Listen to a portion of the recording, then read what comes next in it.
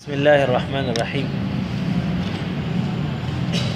اولنی شعر کې موږ دا خبره ویلې وصفاتها جهر ورخ مستفل منفتح. نن موږ سره سره منفتح انفتاح دی او دا غي زید تاسو یو شعر مخکې لاړ شي نو الترازي وصاد ضاد طاء ضاء مطبقه.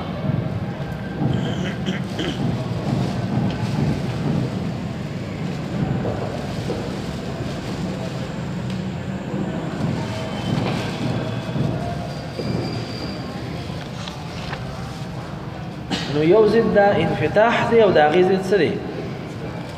اطباق دی. زید سره اطباق. انفتاح دا په لغت کې جداوالی ته ویل شي. الافتراق افتراق الشيء یو سیز جداوالی یو سیز کلاوالی جداوالی بیلوالی چې څه ورته ویل شي. صحیح شو. او دې ته صفت انفتاح ځکه وایي اصطلاحا چې کله دا حروف مونږ ادا کوو نو د ژبې د غاړې یا د ژبې اکثري ساده تالونه لاندې پاتې کېږي. تالونه لاندې پاتې کېږي. نو دې وجې نه اواز د ژبې او د تالو ترمنځ راګیرېږي نه. اواز د ژبې او تالو ترمنځ راګیرېږي نه. بعض علماء فرمایي چې انفتاح دا نوم دی صفت ته دا مجازن دی او بعض علماء فرمایي چې نه حقیقت کې دا صفت انفتاح دته منفتحه ویلی شي چې جبا د تالونه جدا پاتې کیږي او د جبې او د تالو ترمنځ دا هوا چې کوم روزي دا بار روزي.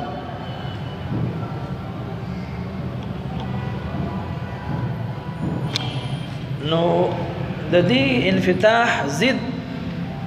دا اطباق دی. څه دی؟ اطباق. او دې کې یاد ساتئ چې په انفتاح کې غین خا قاف د ژبې جړ بره لګي. خیال مراغي لګي کنه. جیم شین یا د کوم د ژبې منځ بره لګي نه پوهیږي. لیکن د ژبې کوم دا سایډونه دي طرفونه دا نه لګي. جیم شین یا کې د ژبې دا مینځ لګي. نو دې باندې د اطباق نوم ته نشي چې سپان کولی چې دا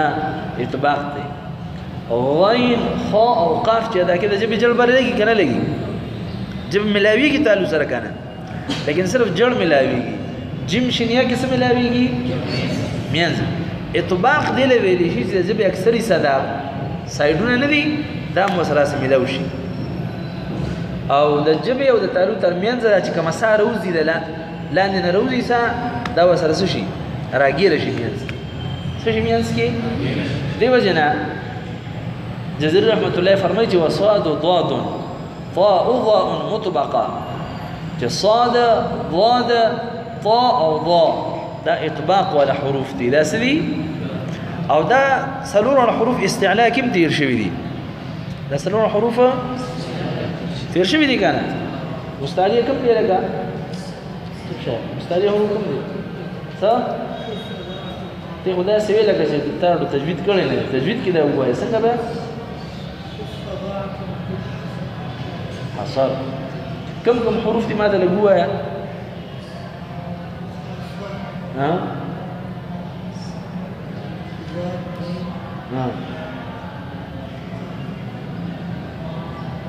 كم دي درسي؟ أنا شاهدت الناس لك توايا مستعلية كم حروف دي؟ خصة ضوط قذ تجويد سري وياك أنا سيدة نو دا مستعلية حروف دي كي جورا الصاد خصة كشتكنا ضوط كضاد مشتا وطا مشتا قذ كسدي ضا نو دا اطباق ولا حروف دا استعلاء كم دي؟ دا سكي دي؟ استعلاء كم دي؟ دا جزر رحمة الله عليه زوي هغه خپل شرح کې فرمایي چې دې حروف ته مطبقه ځکه وایي چې ژبه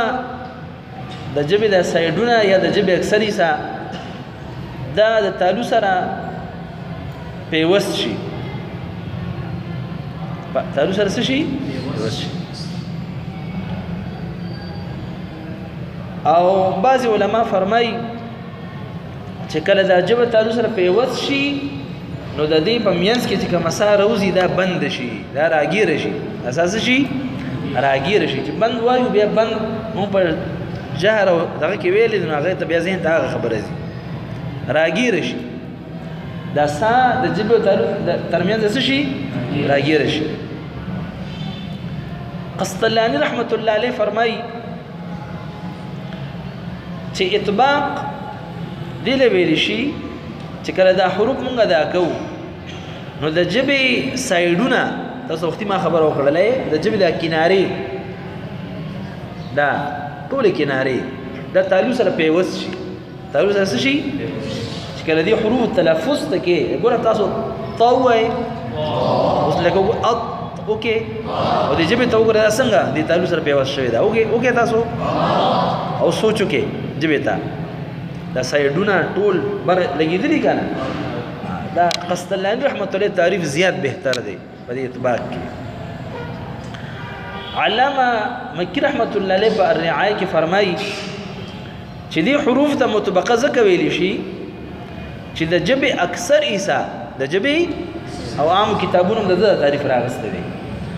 چې ژبې اکثر حصہ دا ملو شي چپکو شي سره د سا یعنی دا سا چې کوم روزي لکه طاوي کنه ناسا دلته راشي کنه نو چې دلته ژبې منځ ته راشي بس دی بره ورغون خلی طا پوه نه شوي لکه دا اواز دا حرف د څه نه پیدا کېږي سا نه کنه نو سا کوم ځای ته راشي چې ژبې ته راورسي بس دی وربره کېږي څه کې تاسو هغه دغه لیدلي وي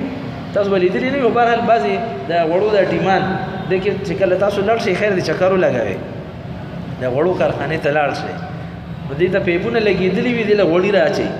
نو چې دا په خپل مقدار باندې ډک شي نو هغه پټه کې دا مخکې لړ شي اخوا بل مشین لګېدلي او سر ورته راوبغي او بس بند دي کې پې دقه شانتې دا ژبه دا سا راشي دلته رانږدې شي چې رانږدې شي بس تالو پې رابند کړي او هغه اواز پې وباسي نو گویا چې دا اواز دا سا دا د ژبې او تالو ترمنځ څه شي راګیره شي څه شي راګیره شي او علامه مکی رحمت الله علیه دغه خبره فرمایلی ده چې د ژبې او د تالو ترمنځ چې کوم دی دا سا دا هوا دا محصول شي راګیره شي بیا په دې اطباق کې بعض حروف قوي دي ډېر د بعضونه نو په دې ټولو کې قوي دا طا ده څه ده طا ده ځکه دې کې شدت هم دی او جهر هم دی د دې وجې نه دې اطباق زیات قوي دي طا تاسو کې یو کې اطا او په اطباق کې ضعیف چې کومه ده ضا ده څه ده ضا ده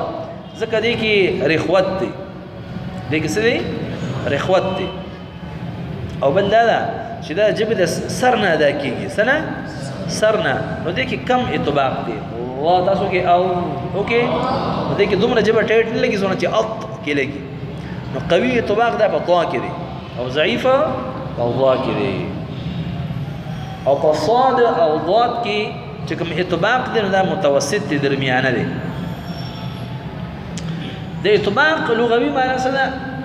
د انفتاح لغوي معنی څه وه جداوالی افتراق د اطباق لغوي معنی ده تلاصق او تساوي برابرېدل دا ژبه تالو سره برابر شي صحیح شوه ملو شي ورسره الصاق الشی یو څیز ملاوېدل بعضې علماو دې له انطباق هم ویلي دي څه ورته ویلي دي انطباق خو جواهر المزیه والا سیف الدین رحمت الله علیه چې شاعر مصری باندې مشهور دی هغه د هغه رایه دا ده چې دې له اطباق مطبقه وویلی شي څه مطبقه او دا ځکه چې د ژبې اکثر حصہ دا پیوست کېږي د تالو سره څه سره پیوست کېږي نو دا د انطباق نه دی بلکې د څه نه دی اطباق نه دی د څه نه دی اطباق نه دی دا غلای ده بهرحال بعض علماء ورته انطباق هم ویلي دي تاسو به خبر باندې پوه شئ انفتاح څه ته ویلی شي جداوالی ته کله چې دا حروف مونږ ادا کوو نو دا حروف چې مونږ ادا کوو نو د دې د اداګۍ په وخت کې دا ژبه تالونه څه وي بیرته وي جدا وي اکثر یې څه جدا وي جیم شینیا کې د امیز یو ځای شوی دی خو لږ ځای دی هغې باندې اطباق دغه نه کېږي غین خا او قاف کې ژبې جړ یو ځای شوی دی او اکثر یې څه خو نه ده که نه نو انفتاح دې له ویلی شي چې د ژبې اکثر ایسا د دې حروف د ادایګۍ په وخت کې د ژبې تالونه څه وي جدا وي او اطباق کې د ژبې اکثر ایسا تالو سره څه وي پیوست وي په دې شعر کې مطبقه او مطبقه دواړه ویل جایز دي زبر او زیر دواړه پکې ویل جایز دي تاسو دې باندې پوه شئ اطباق ولا حروف سو شو څلور ټول حروف سو دي ټول حروف سو دي 29 دي ټول سو دي چې څلورو کې اطباق شنو باقي کې څه شو انفتاح دې باندې یو اعتراض راځي اعتراض دا دی چې زری سه تاسو ته ټول حروف مجموعي جوړولې تاوي محموسها فحثه شاذ سكت بیا دې شديدها لفظ اجدقه بكت بیا دراتوي وسبع علو او قميص کې راته دا ویل چې وبین رخ و شدید ولې مطبقه حروف څه ګناه کړي چې دې مجموعه نه جوړه کړه خبره کوي پکار دې مجموعه جوړه کړې وي نو یو جواب خدای دی چې دا مجموعه جوړیږي د اسانه لپاره مجموعه صبر جوړیږي نو تاسو کله الف با تا په قاعده کې ویل نو تاسو وایي صاد بیا سوای بیا سوای بیا خدای خو تاسو چې کوم دین ولا ډیر واړه چې تاسو دا ترتیب ویلې دی نو تاسو ته دې مجموعي ضرورت نه و مجموعه څه جوړیږي د ګران سي مجموعه څه جوړیږي دا خو آسان دي صاد ضاد طا ظا او تاسو په قاعده کې ویلې دي کو څه ګران نشته ته ورته جزري سي مونږه ګران او آسان نه پیژنو مونږ ته مجموعه پکاره صحیح شو علماء بل جواب دا کوي چې کچره مجموعه مونږ جوړ کړو مجموعه نو معنی نشته تفحث وشخص سكت معنى وكنوا دليل عمر معنى وكنوا ها اجد قتن بكت سمعنا ويات شي دردا سمعنا اجد قتن بكت الله ده ياري صحيح شو ابل معنی سوا ولي سيب ها څنګه یو دی دا کړی دا سمانه به ما ما في کې دي چې دا دوی مې تیار دي نو هغه معنی دی یادې بعد دې کړی دی ها بس صحیح ده دا بیا ځکه معنی نه درځي ها سمانه دوی ما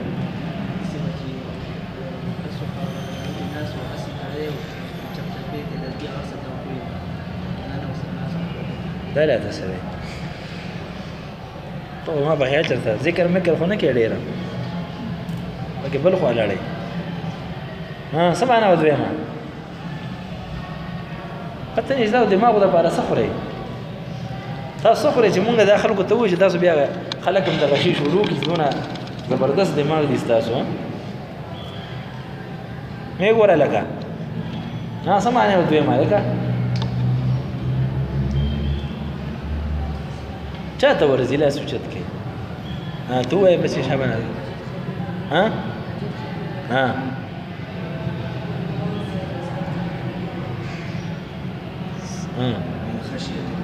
اخو هغه معنا وکړل دا دوی معنا سوا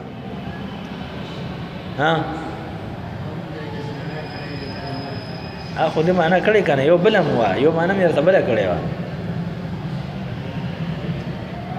ها وای شابه ها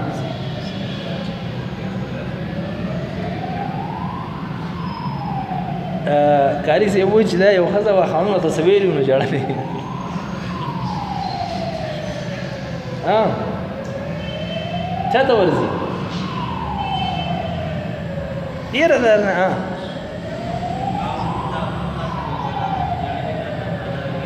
دا خو دی ویلې کنه ما ته یو بل معنا کړی و ما درته وی نهایت القول مفید کې یو معنا ذکر کړی دا چې یو سړی و دغه محبوبه و دغه قتل دا مې ورته نو ویلي که مې نو ویلي درته ویلې مو درته اوس مرایت شو دا ستاسو ذهن دی نو یو ځل هغه په لاره تېرېده نو په کور کې جړل نو ده ډېر افسوس نه وي اجدو قتل بکته لکه نصیر کاري صاحب وي وایي دا مې کړې ده وایي کاش چې واده مې کړی اوس به یې جړل نه اوس پوه شوې نصیر کاري صاحب ښه نو اوس خبره زموږ دلته راغله چې مجموعه چې مونږ تاسو ته ما دا خبره کوله چې مجموعه جوړه کې معنی جوړېده که نه نو د دې مجموعه ځکه نه جوړوو چې معنی نه جوړېږي معنی ته ورته یاره زموږ معنی سره کار نشته مونږ ته څه وکړه مونږ ته مجموعه پکار ده معنی نه پېژنو بس مجموعه پکار ده عالمان وایي سیده جوړه به یې کو درته خو هسې نه پولیس دې ونیسي څه ته وایې دې کې د پولیس څه کار دی پولیس په ډزو نیسل کوي که نه کوي ها نو چې ته مجموعه جوړه کړې دا به شي سوس بوز ډز شو که نه شو نو معنی چې جوړه کړي په ژبه ثقیله ده په ژبه څه ده ثقیله ده ښه دا خو مې تاسې پکې لطیفه وکړه یو جواب دا دی چې مجموعه د ګران سیز جوړېږي مجموعه او دا خو هسې سواد ضاد ضا دي نو دې کې د مجموعې ضرورت نشته ته ورته یې نه مونږ ته مجموعه پکار ده نو د مجموعه چې جوړه شي دا یې معنی پکار ده معنی ده د اکثرو مجموعې جوړېږي دې ښکلې معنی وي نو معنی نشته ته ورته یې مونږ یې معنی څه کوو مونږ ته مجموعه پکار ده نو مونږ ورته وایو چې په ژبه ثقیله ده په ژبه ګرانه ده چې مجموعه جوړه کې څه جوړېږي صاد د طا سره یو ځای کې او ضا د ضاد سره یو ځای کې څه به شي نو ډز شو که نه نو ثقیله ده څه ده په ژبه اوس یې پوه شوې وایي وصاد ضاد په لومبني صاد باندې تنوین مو وایې دویم باندې وایې وصاد ضاد طاء ضاء مطبقه وایې